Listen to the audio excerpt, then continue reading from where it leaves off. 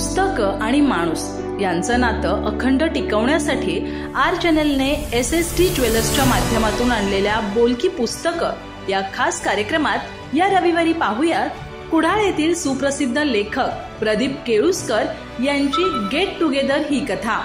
अभिवाचन सौ रूपा दड्डी। पाहायला विसरू नका आर चॅनल, सर्वांच्या घराघरात, प्रत्येकाच्या मनामनात। नमस्कार, मी सौ रूपा दड्डी। आर चॅनलच्या बोलकी पुस्तके या अभिनव उपक्रमामध्ये सर्व दर्शकांचे मी हार्दिक स्वागत करते। आज तुमच्यासाठी मी एक नवीन कथा घेऊन आलेली आहे। तत्पूर्वी आपण एका पुस्तकाचा परिचय करून घेऊयात। आज आपण परिचय करून घेणार आहोत एका आगळ्या वेगळ्या कादंबरीचा। आजवर अनेक शौर्य गाथा तुम्ही ऐकल्या असतील, मात्र आजची गोष्ट थोडी वेगळी आहे। आपली बॉर्डर रोड ऑर्गनायझेशन हिमालयाच्या उंचीवर रस्ते बांधते। एवढ्या उंचीवर क्वचितच जगातल्या दुसऱ्या कोणत्या देशाने रस्ते बांधले असतील। हिमालयात एक काल्पनिक रेषा आहे। ही काल्पनिक रेषा म्हणजे भारत आणि चीनची सीमा। अर्थात हे रस्ते या देशांचे स्वातंत्र्य अबाधित ठेवण्याचे काम करतात। या रस्त्यांमुळे आपल्या सैनिकांना अटीतटीच्या प्रसंगी बळ मिळतं। रस्ते बांधणे देखील तितकंच कठीण। हिमालयातल्या नितळ उभ्या कड्यांना स्थानिक भाषेत ढांग म्हणतात। यातून रस्ता खोदून काढणं हा या रस्त्यांच्या बांधणीमधला सर्वात कठीण भाग। या बांधणीमध्ये अनेकांचे बलिदान विधिलिखित असते। काहींच्या जीवांचे तर काहींच्या विचारांचे आणि तत्वांचे बलिदान। यावरच आधारित प्रभाकर पेंढारकर यांच्या रारंग ढांग या पुस्तकाचा आपण परिचय करून घेणार आहोत। प्रभाकर पेंढारकर यांचे हे अतिशय गाजलेले पुस्तक आहे। अत्यंत वेगळा विषय रोचक पद्धतीने हाताळलेला आहे। हिमालयात रस्ते बांधणारी बॉर्डर रोड ऑर्गनायझेशन, सैन्य दलातील इंजिनिअरिंग विभाग, बॉर्डर रोडचा प्रमुख, टास्क फोर्स कमांडर्स या वेगळ्याच जगाबरोबर माणसांना आणि या यंत्रांनाही थकवणारी हिमालयाची उंची। विरळ ऑक्सिजन, लहरी हवा, विलक्षण थंडी, दरडी कोसळणं, रक्त गोठवणारा बर्फ अशा बेभरवशी निसर्गाचं दर्शन घडतं। दुसरीकडे वेगवेगळ्या स्वभावाची माणसंही भेटतात। माणसं आणि निसर्ग यांचं नातं गुंफणारं, संघर्ष दाखवणारं वेगळं कथानक आकाराला येतं। पेंढारकरांची शैली चित्रमय आहे, त्यामुळे प्रसंग हुबेहूब डोळ्यासमोर उभे राहतात। वाचक त्यात गुंतून पडतो। या कादंबरीचा नायक लेफ्टनंट विश्वनाथ मेहेंदळे, इंजिनिअरिंग मध्ये गोल्ड मेडल मिळवलेला असामान्य बुद्धीचा विद्यार्थी। प्रचंड आदर्शवादी मुलगा, आपल्या तत्वांवर जगणारा, आपल्याला जे पटतंय तेच आणि तसंच करणारा। वडिलांच्या संस्कारामुळे विचारांची पक्की बैठक असलेला। शहरात बेकायदा बहुमजली इमारती बांधायला नकार देऊन भरगच्च पगाराची नोकरी सोडून हिमालयात रस्ते बांधणीच्या कामावर रुजू झाला। पण आपल्या मनाला पटेल असेच काम करणार। विश्वनाथच्या लक्षात येतं की इथला लहरी निसर्ग आणि नित्य असे होणारे अपघाती मृत्यू त्याचे मनसुबे पुरे होऊ देणार नाही। केवळ एक लँडस्लाइड आणि होत्याचं नवतं होऊ शकतं। त्यामुळे शक्य तितक्या चुका टाळून त्याला काम करावं लागत होतं। तिथे काम करताना त्याला जाणवतं की रारंग ढांग येथे एका ठिकाणी रस्ता खचू शकतो। तो धोका जाणवताच ही बाब तो वरिष्ठांच्या लक्षात आणून देतो, पण त्याला कोणीच जुमानत नाही। सिव्हिलियन म्हणून त्याची लष्करी अधिकारी सतत हेटाळणी करत असतात, अपमानास्पद वागणूक देत असतात। असंच पुढे रेटलं जातं। त्याचे परिणाम त्याला माहीत असतात। या सगळ्या कोलाहला दरम्यान तिथल्या पर्वतरांगांशी, सतलज नदीशी असलेलं आपलं गूढ नातं त्याला जाणवतं. इथल्या निसर्गाशी आपली नाळ जोडली गेली आहे हे त्याच्या ध्यानी येतं. तिथे त्या जागेशी, त्या माणसांशी तो एकरूप होतो आणि दिवस रात्र एक करून प्रसंगी जीव धोक्यात घालून रस्ता पूर्ण करतो. आर्मी जनरल येऊन पाहणी करून जातात. आता दळणवळणासाठी रस्ता सुरू होणारच. तितक्यात पुढे काय होतं? तो रस्ता खचतो का की लँडस्लाईड होतं? जर असं झालं असेल तर त्या परिस्थितीला तो कसा सामोरं जातो? त्या परिस्थितीत आपल्या तो तत्वांवर ठाम राहतो का की तत्वांना मुरड घालत वेगळी दिशा धरतो? हे जाणून घेण्यासाठी ही कादंबरी वाचणं गरजेचं आहे. कादंबरीतील ठिकाणचे डिटेलिंग बघता ती मध्येच प्रवास वर्णनाचा देखील फील देईल, पण कथेची गरज लक्षात घेता ते साहजिकच आहे. आर्मीचे स्वतंत्र जग, त्यांची कामाची पद्धत, त्यातून येणारे एकाकीपण, हे सगळं या कथेमधून सारखं डोकावत राहतं. कादंबरीची भाषा प्रभावी आहे, पण एक एक प्रसंग ज्या पद्धतीने त्यांनी वाचकांसमोर उभे केले आहेत त्याला तोडच नाही. एकूण 25 प्रकरणांमध्ये ही कथा आकार घेते. आदमी जब मर जाता है तो पीछे उसका क्या रह जाता है या प्रश्नाचं उत्तर शोधायचं असेल तर ही कादंबरी नक्कीच वाचायला हवी. धन्यवाद. यानंतर आपण आपल्या कथेकडे वळूयात. आजची कथा आहे गेट टुगेदर. लेखक आहेत प्रदीप केळुस्कर कुडाळ. प्रदीपची स्वतः व्यावसायिक असून अफाट साहित्य प्रेमामुळे लेखणी हातात घेतली आणि आत्तापर्यंत विविध संवेदनशील विषयांवरील हृदयस्पर्शी कथांची 100 गाठत आहेत. 2 कथासंग्रह प्रकाशित झालेले आहेत. गेली अनेक वर्षे सातत्याने दिवाळी अंकातून ते लेखन करीत आहेत. Get together. माझ्या मोबाईलवर अनोळखी नंबरचा कॉल आला. मी असे फोन टाळतो, पण का कोण जाणे मी फोन घेतला. हॅलो, अर्जुनचा नंबर काय? कुणीतरी स्त्रीचा आवाज पलीकडे येत होता. होय, मी अर्जुन. आपण कोण? अरे अर्जुन, मी शालू, शालिनी नाईक, वर्गातली. अगो शालू, तू किती दिवसांनी खय असतय? अरे मी मुलुंडमध्ये असतय. तू खय राहतय? मी वांद्रा. तुका माझा नंबर कोणी दिलो? इच्छा असली म्हणजे मार्ग सापडतात म्हणतात. गेली 2 वर्षा मी तुझं पत्तो शोधते. आज नवशक्तीमध्ये तुझं लेख इलो ना छापून, त्याच्या खाली तुझा नंबर होतो. बरा वाटला गो शाळेतल्या सुंदरीचा फोन इलो म्हणून. सुंदरी खायची बाबा, ता सगळा संपला. म्हणजे तुझ्याशी बोलायचा होता. तुझी मदत होई आमका. एकदा ये इकडे. जास्त दिवस नाही माझ्याकडे. म्हणजे काय बोलतस? अरे ये वेळ काढून. तुका खूप सांगूचा असा. पत्तो पाठवते व्हॉट्सअपवर. मी तसा घरातच असते, तरी हल्ली हॉस्पिटलमध्ये गेलंय तर म्हणून फोन करून ये. फोन बंद केला आणि माझ्या डोळ्यासमोर शालू आली. शालिनी नाही. आम्ही एका वर्गात होतो, 7वी ते 10वी पर्यंत. तिचे वडील पोस्ट मास्तर, आमच्या गावात बदली होऊन आलेले.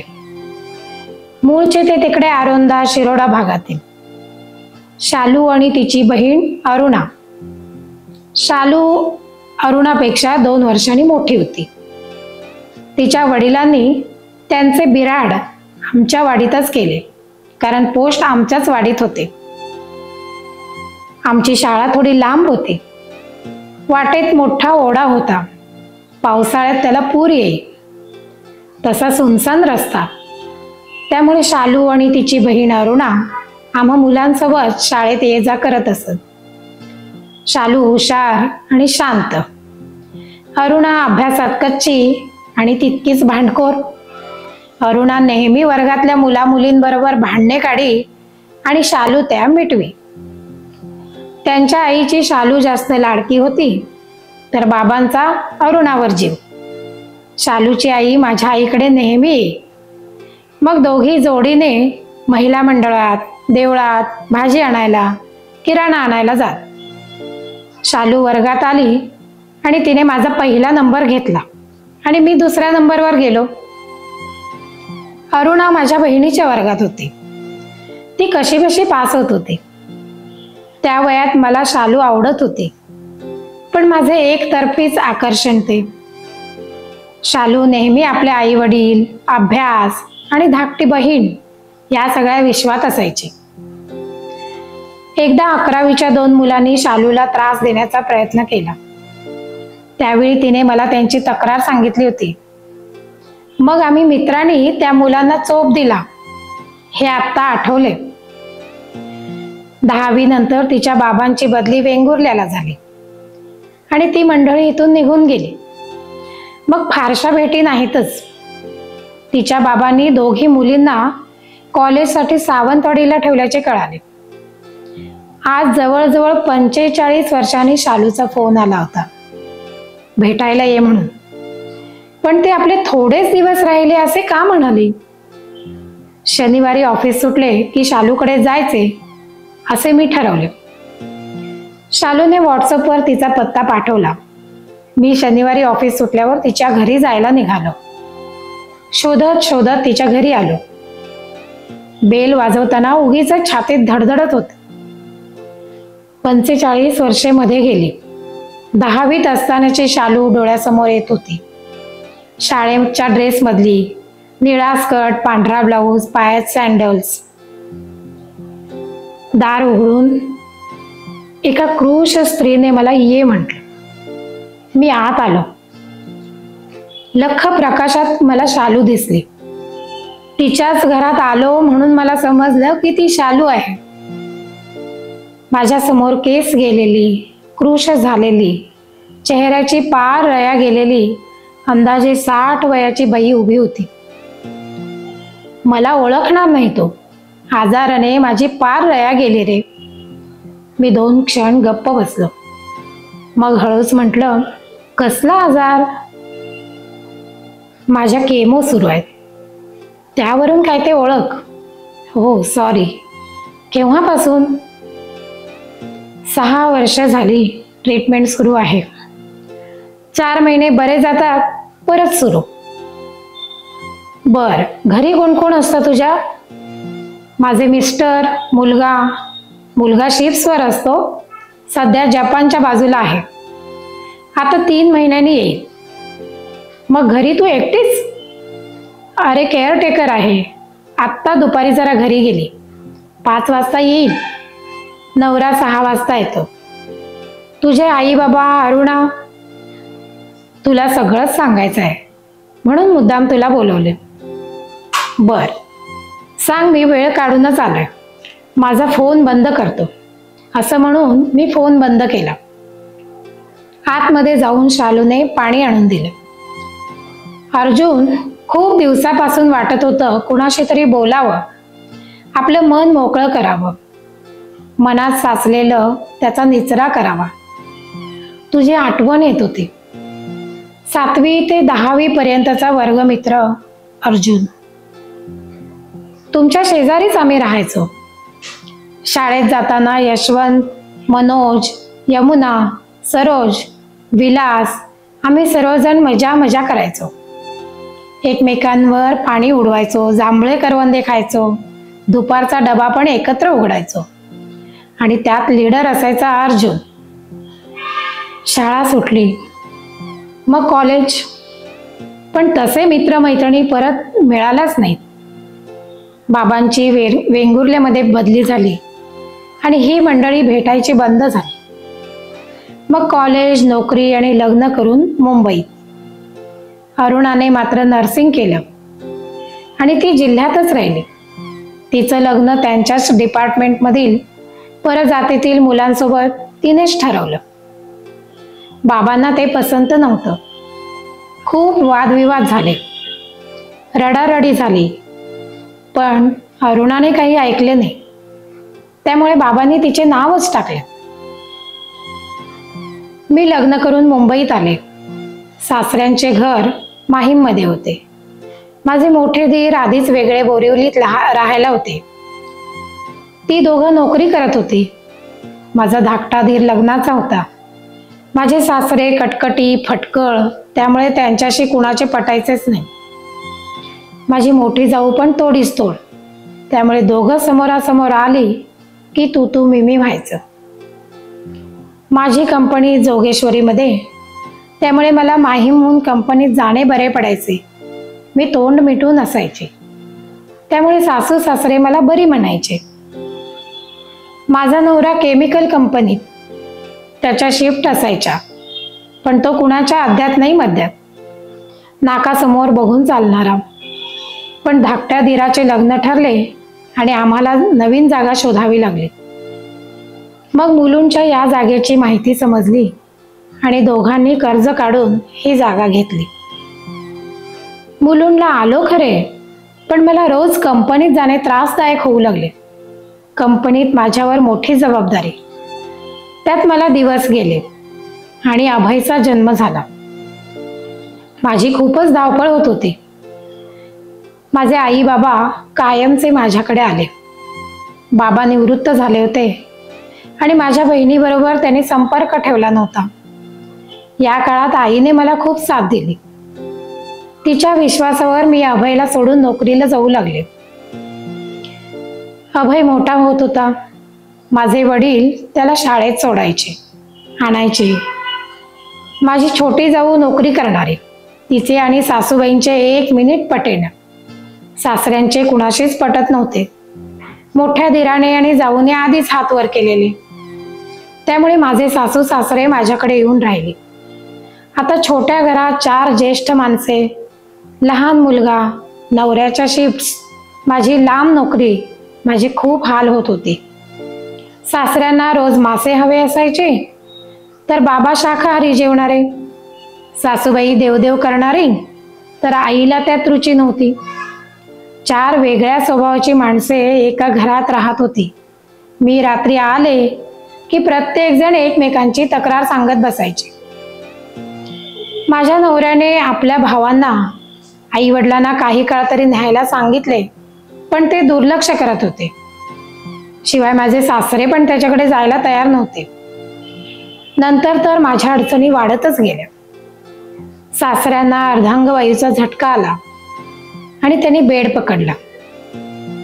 त्यांच्या शुश्रूषेसाठी एक माणूस घरी येऊ लागला. त्यांचे सर्व जाग्यावर असल्याने घरात दुर्गंधी पसरायची, त्यामुळे माझे आई वडील चिडायचे. त्यात भरीस भर म्हणून आईचा दमा वाढू लागला. वडिलांना हार्ट अटॅक आला. हॉलमध्ये 2 बेडवर 2 पेशंट. सासूचे गुडघे दुखत होते. माझ्या सुट्टीच्या दिवशी मी कुणाला ना कुणाला हॉस्पिटलमध्ये नेत होते आणि आणत होते. या सर्व परिस्थितीत माझ्या मुलाचं शिक्षण सुरू होतं. हे सगळं कमी होतं म्हणून की काय, माझ्या नवऱ्याची कंपनी बंद पडली. नवरा घरी, पण घर कामात काडीचीही मदत नाही. त्या काळात मी पहाटे 4 वाजता उठत होते. आई चिरून कातून द्यायची. मग मुलाचा डबा, घरचे जेवण, पाणी दूध तापवणे, सकाळची न्याहारी करणे, चहा सारे करून आणि डबा घेऊन मी 8ला बाहेर पडायचे. मग गाडीची गर्दी, दादरला जिने चढून पश्चिम रेल्वेला धावत जायचे. तिथे परत रेल्वे, पुन्हा बस पकडून कंपनी, तिथली रोजची टेन्शन्स. सायंकाळी शारीरिक आणि मानसिक थकवा घेऊन पुन्हा उलटा प्रवास. त्यात नवरा बेकार, त्यामुळे नोकरीही सोडू शकत नव्हते. सायंकाळी मुलाचा अभ्यास, आई बाबांना औषधं देणे, रात्रीचे जेवण, शाकाहारी मांसाहारी वेगळे. रात्री पाठ टेकायला 12 वाजत. परत पहाटे 4चा गजर. मग पुढील काही वर्षात कोण ना कोण आजारी, जास्त आजारी, सिरियस. हॉस्पिटल, नर्सिंग, हे सगळे चक्र सुरू झाले. मग सासरे गेले. वडील गेले, त्यानंतर आई गेली आणि सासूबाईही गेल्या. दरम्यान नवऱ्याला दुसऱ्या कंपनीत नोकरी मिळाली. मुलगा 12वी नंतर मरीन इंजिनिअरिंगला गेला. आता मला थोडी शांतता मिळेल असं वाटत असतानाच अचानक या आजाराने गाठले. मग तपासण्या, सोनोग्राफी, MRI, केमो, न संपणारे दुष्टचक्र. एकदा बरा होतोय आजार म्हणता म्हणता पुन्हा त्याने गाठलेच. मी नोकरी सोडली. नवऱ्याची नोकरी आहे, मुलगा नोकरीला लागला. आता पैशाची ओढाताण नाही, पण माझे स्वास्थ्य कायमचे मला सोडून गेले. आता दिवस दिवस मी घरात एकटी. मग सगळ्या आठवणीही पिंगा घालायच्या. आयुष्यात सुख असे मिळालेच नाही, फक्त धावपळ. मुंबई नावाच्या मगरीच्या तोंडात सापडले. स्वतःच्या मुलाकडे लक्ष देता आले नाही. आयुष्यात ॲडजस्ट करण्याचा स्वभाव, कुणाला न दुखवण्याचा स्वभाव, त्याचा इतरांनी फायदा घेतला. दोन्ही दिरांनी जाऊनी आपल्या आई वडिलांना माझ्या संसारात ठेवलं. आपण मस्त वेगळा संसार, ट्रिप्स, नाटक, सिनेमे केले. माझी बहीण पण नशीबवान, तिने लग्न केले आणि ती आई वडिलांना विसरली. आपल्या हौसा मौजा करत राहिली. दुर्दैवी मीच. आता थोडी उसंत घ्यावी तर हा जीव घेणा घाणेरडा आजार, आयुष्याच्या अंताकडे नेणारा. आयुष्यात आनंद मिळाला तो शालेय जीवनातच. त्या शाळेची, त्या बालमित्रांची हल्ली वारंवार आठवण येते. अर्जुन, यशवंत, यमुना, चित्रा, मनोज कुठे असतील हे सर्व? ती वर्षे खूप आनंदाची होती. किती मजा केली या सर्वांबरोबर. शाळेत जाताना पुराच्या पाण्यात एकमेकांचे हात पकडून पलीकडे जाताना, बोंडू, करवंदे, जांभळे खाताना, एकमेकांचे डबे उघडून खाताना, ते प्रेम, तो जिव्हाळा परत मिळालाच नाही. या सर्वांना आयुष्याच्या या टप्प्यावर भेटावेसे वाटते. आपले आयुष्य फार थोडे राहिले आहे. या सर्वांना एकदा भेटावे, एकदाच, कारण आता तेवढाच वेळ आहे माझ्याकडे. असे विचार मनात येत असताना काल तुझा फोन नंबर मिळाला आणि आज तू भेटायला आलास. शालिनी उठून आत गेली आणि तिचा जीवन प्रवास ऐकून मला खूप वाईट वाटले. चांगल्या स्वभावाचा लोक फायदा घेतात तो असा. सर्वांनीच तिचा फायदा घेतला. शालूने आज जाऊन दोघांसाठी चहा आणला. मग तुझी बहीण अरुणा, ती कधी चौकशी करत नाही? मी विचारलं. मगापासून मी माझ्या सासरच्या गोष्टी सांगत बसले. अजून माहेरच्या गोष्टी तुला ऐकायच्या आहेत. माहेरच्या गोष्टी? तुझ्या माहेरी म्हणजे तुझी बहीण अरुणा? होय, अरुणाने दुसऱ्या जातीतील मुलाशी लग्न जमवले म्हणून बाबांनी तिच्याशी संबंध तोडले हे मी तुला सांगितलंच आहे. पण अरुणाला माझ्या सर्व गोष्टी कळत होत्या. बाबा गेले, आई गेली हेही तिला कळाले. गेली 2 वर्षे ती आईचे दागिने मागत आहे. काय? आईचे दागिने? मला धक्काच बसला. शालूने व्हॉट्सअपवरील तिचे मेसेजेस मला दाखवले. अरुणाने अत्यंत खालच्या भाषेत दागिन्याची मागणी केली होती. वाचून मी थक्क झालो. मग तू काय ठरवलेस?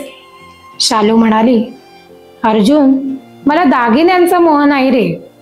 खरं तर आईने हे दागिने आमच्या काकांच्या मुलाच्या लग्नात त्याच्या बायकोच्या अंगावर घालायला सांगितले होते, म्हणून मी जपून ठेवले. पण आता मी ठरवले अरुणाला हे दागिने देऊन टाकायचे. पण मी तिला माझ्या मनातील सल बोलून दाखवणार आणि मगच दागिने तिला देणार. अर्जुन, मी निराश झाले आहे. सर्व जवळच्या माणसांनी मला निराश केले आहे. यावेळी मला आपल्या शाळेतील मित्रमैत्रिणींची आठवण येते. माझे आयुष्य कमी आहे, कदाचित 6 महिने किंवा जास्तीत जास्त 1 वर्ष. अर्जुन, मला आपल्या वर्गातील सगळ्या मित्रांना भेटायचं आहे. तू सापडलास. आता तू इतरांना शोधून काढ आणि आपण एकदा भेटू. कदाचित ही शेवटची भेट असेल. शालू बोलता बोलता गप्प झाली. आणि तिचे डोळे पाण्याने डबडबलेले होते.